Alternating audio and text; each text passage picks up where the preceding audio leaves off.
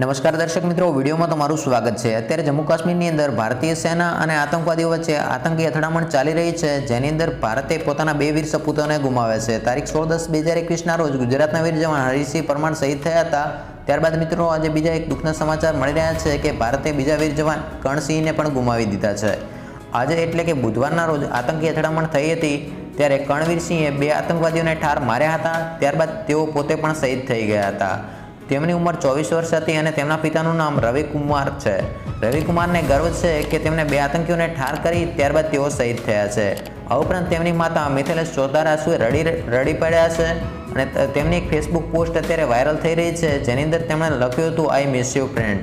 તો મિત્રો, ભારતે એક અઠવાડિયાના સમયગાળાની અંદર 2 થી વધારે જવાનો ગુમાવી દીધા છે। જો મિત્રો તમે પણ આ જવાનને શ્રદ્ધાંજલિ પાઠવવા ઈચ્છો છો તો કોમેન્ટ બોક્સની અંદર જય હિન્દ લખી શકો છો। તો મિત્રો, આ વિડીયો અંગે તમારું શું મંતવ્ય છે, તેમજ આતંકી હુમલા અંગે તમે શું કહેવા માંગો છો તેમને કોમેન્ટ કરીને જણાવી શકો છો। તો મિત્રો, વિડીયો પસંદ આવ્યો હોય તો વિડીયોને લાઇક કરો અને વધુમાં વધુ શેર કરો, જેથી કરીને આતંકી હુમલા વિશે બીજા મિત્રોને પણ જાણ થઈ શકે। તો મિત્રો, આજના વિડીયો પૂરતું આટલું જ। ફરી મળીશું તદ્દન નવા વિડીયોમાં કંઈક નવી જ માહિતી સાથે। ત્યાં સુધી આવજો। જય હિન્દ, જય ભારત।